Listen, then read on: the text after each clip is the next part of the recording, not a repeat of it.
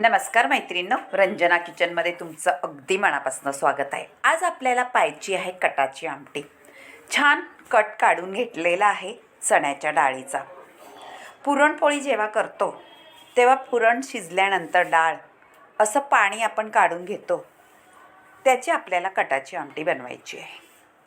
त्यासाठी आपल्याला मसाले करायचे आहेत। मसाला म्हणजे वाटण। 1 वाटी खोबरं घेतलेलं आहे, 3 कांदे आहेत मोठे आणि 1 मोठा लसणाचा गड्डा घेतलेला आहे। ते कापून घ्यायचे आहे आणि छान आपल्याला भाजून घ्यायचे खमंग होस्तोपर्यंत खोबरं आणि कांदा। आता कापून घेऊ आणि मसाला वाटण करून घेऊ। खोबरं कापून घेतलेलं आहे आणि लोखंडाच्या पॅनमध्ये भाजून घेणार आहे। मैत्रिणींनो, लोखंडाचा पॅन तुम्ही नक्की वापर करत जा। काही ना काही त्याच्यामध्ये करत जा तुम्ही, म्हणजे आपल्या शरीराला छान लोह मिळतं। आता आपण खोबरं भाजून घ्यायचं आहे, त्याचप्रमाणे कांदाही भाजून घ्यायचा आहे, खमंग असा लाल जरजरीत। हे पहा, म्हणजे आपलं वाटण सुंदर होतं आणि आपल्या आमटीला कलरही भारी येते आणि चवही चांगली येते। कटाची आमटी म्हटलं का कधी तरीच करतो आपण, जेव्हा पुरणपोळी करतो तेव्हा। आता आपण कांदासुद्धा तसाच लाल जरजरीत भाजून घ्यायचा आहे। थोडंसं तेल घालून घेऊ आपण कांद्यामध्ये। खोबरं असंच भाजायचं आहे, कारण खोबरं स्वतःचंच तेल सोडतं, म्हणून आपण खोबऱ्याला तेल नाही घातलं तरी चालतं। आता कांद्यात तेल घातल्यानंतर लाल होईस्तोपर्यंत परतून घ्यायचं आहे। आपल्याला मीठ वगैरे काही घालायचं नाही आणि वाटण करून घ्यायचं आहे। मिक्सरमध्ये घालायचं आहे आपल्याला आलं, लसूण आणि कांदा, खोबरं, कोथिंबीर हे सगळं घालून आपल्याला वाटण करायचं आहे। आता मी तीच कुकर आहे, ती फोडणीला ठेवलेली आहे आपली कटाची आमटी करण्यासाठी। तुम्ही पातेलंही ठेवू शकता, पण मोठं पातेलं नसलं तर कुकरमध्ये सुद्धा तुम्ही फोडणी देऊ शकता। तेल घालून घेतलेलं आहे। तेल गरम झाल्यानंतर आपल्याला जिरी, मोहरी आणि 2 असे तमालपत्र घालायचे आहे आणि भरपूर असा कढीपत्तासुद्धा घालायचा आहे। ते घातल्यानंतर हे मी घेतलेलं आहे खोबरं, लसूण, आलं आणि कोथिंबीर।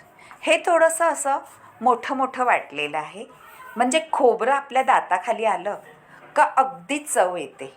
आता हे मसाले आहेत, घरगुती मसाला आहे, लाल काश्मीरी आहे, कलर चांगला येतो, हळद आहे, गरम मसाला आहे आणि आहे आपलं हिंग।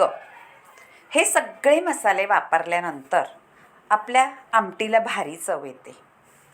आता आपण वाटून घेतलेलं कांदा, खोबरं भाजून घेतलेलं, त्यामध्ये घातलेलं आहे थोडं आलं आणि 10-12 लसणाच्या पाकळ्या आणि कोथिंबीर। छान बारीक वाटून घेतले, ते आता तेलामध्ये आपल्याला परतून घ्यायचं आहे। अशी उकळी थोडी आली पाहिजे म्हणजे, आणि आपण मिक्सरमध्ये जे मसाला होता तो थोडासा पाणी घालून मिसळून त्यामध्ये घातलेला आहे। आता मसाल्याला थोडीशी उकळी आली का मग नंतर आपण कढ घालायचं आहे। मैत्रिणींनो, नक्की करून पहा, ही कटाची आमटी अगदी सुंदर होते भाताबरोबर खायला।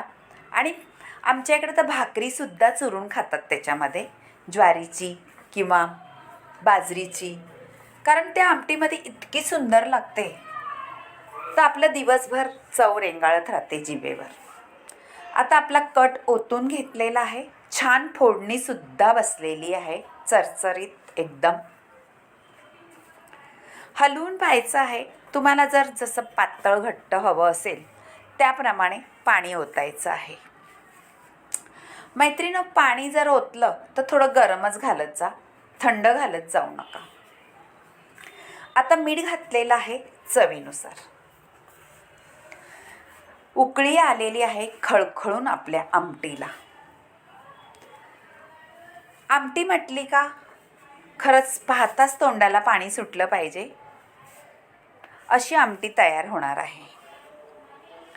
उकळी घ्यायची आहे खळखळून आणि त्यामध्ये आपल्याला कोथिंबीर घालायची आहे थोडी उकळी आल्यानंतर. हे पहा, कोथिंबीरही घालून घेतलेली आहे आणि परतही आपल्याला थोडीशी उकळी घ्यायची आहे. पहा मैत्रिणो, तुम्हाला आवडली तर कटाची आमटी नक्कीच आवडली असेल तर नक्की करून पहा आणि रंजना किचनला लाईक करा, शेअर करा, कमेंट करायला विसरू नका आणि सबस्क्राईब करा.